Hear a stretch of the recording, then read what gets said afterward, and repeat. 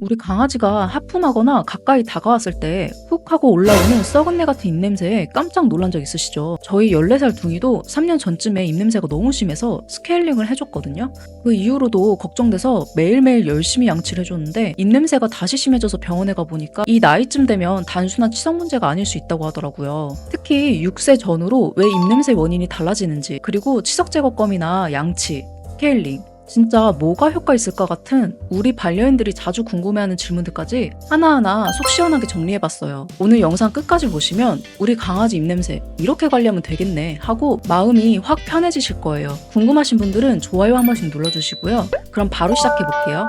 강아지 입냄새는 단순한 구취 문제가 아니라 몸 전체 건강을 알려주는 중요한 신호예요. 특히 6살을 기준으로 원인이 완전히 달라지기 때문에 관리 방법도 바뀌어야 합니다.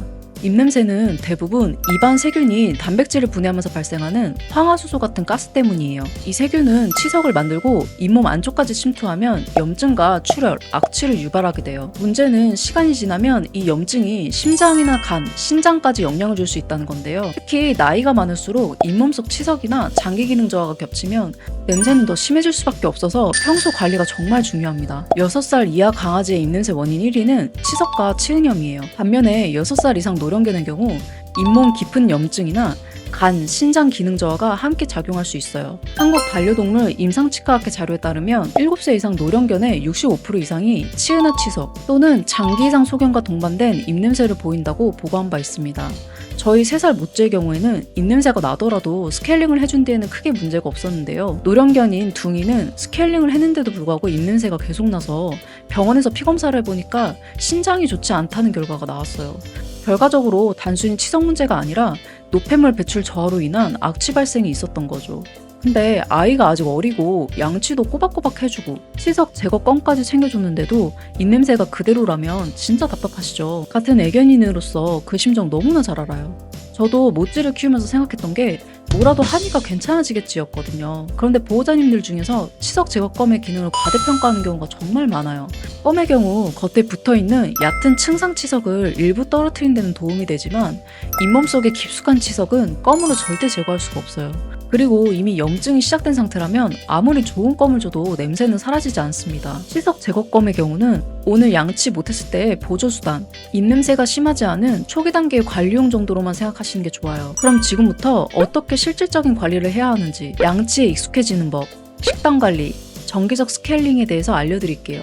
중요한 건 우리 강아지의 연령과 성격에 맞춰서 접근하는 거예요. 첫 번째, 대부분의 강아지들은 양치를 싫어하기 때문에 양치를 습관화하려면 절대 칫솔부터 들이대면 안 돼요. 1단계로 약 2주 정도 치약을 간식처럼 핥게 해서 적응시켜주는 게 좋은데요. 손등에 치약을 짜주면 좋아하는 맛이라 거부감이 없어져요. 2단계로 2주 정도 손가락에 치약을 묻혀서 앞니에 살짝 터치해주세요. 살짝만 묻혀주시고 그 다음 바로 간식으로 보상해서 치약이 이빨에 묻는 걸 즐길 수 있게 만들어주세요. 3단계, 칫솔로 양치를 시작하는 단계인데요. 제일 좋아하는 간식으로 유인하면서 겉면부터 부드럽게 문질러주세요. 앞니, 송곳니, 어금니 순서로 천천히 확대하면서 적응시키는 게 좋습니다. 양치는 무서운 게 아니고 맛있는 치약을 먹는 기분 좋은 시간이라는 인식을 만들어주면 아이가 먼저 다가오는 경우도 생깁니다. 두 번째로 식단 관리를 해주셔야 하는데 치석을 유발하는 음식들을 피해주시는 게 좋아요. 바로 끈적하고 단 음식인데요. 고구마나 단호박, 땅콩버터, 생사료와 습식 사료 중에서 단맛이 첨가된 제품, 이런 음식들은 입안에 오래 남고 당분이 많아서 치석이 생기는 최적의 환경을 만들어요. 만약 꼭 먹여야 한다면 식후 반드시 물로 입을 헹궈주거나 간단히 양치라도 해줘야 해요. 최소한 치약만 잇몸에 살짝 문질러주는 것도 큰 도움이 됩니다. 세 번째로 정기적으로 스케일링을 해주고 건강검진을 루틴화하는 건데요. 6살 이하의 경우는 스케일링은 2, 3년에 한 번 정도면 충분하고요. 6살 이상이라면 최소 1년에 한 번은 스케일링을 권장해요. 다만 개별 강아지의 치아 상태에 따라서 달라질 수 있어서 수의사와 상담을 통해 진행하는 것이 중요합니다. 그리고 치과 방사선과 혈액검사를 같이 진행하는 것이 좋은데요. 겉으로는 멀쩡해 보여도 잇몸 속에 염증이나 치근 부위 염증이 있을 수 있고 간이나 신장 이상 같은 내과적 문제는 눈에 안 보이는 곳에서 조용히 진행되니까 같이 진행하는 게 도움이 됩니다. 요약하자면 양치, 식단, 정기검진, 이 3가지가 강아지 평생 치아 건강의 핵심 루틴이에요. 그동안 아이 입냄새와 치석으로 고민이 많으셨다면 알려드린 내용들을 하나씩 적용해보세요. 그리고 오늘 영상이 도움이 되셨다면 좋아요와 구독도 잊지 마시고요. 반려견의 치아관리 꿀팁이 있으시다면 댓글로 공유해주세요. 그럼 저는 다음 시간에 더 유익한 내용으로 찾아올게요.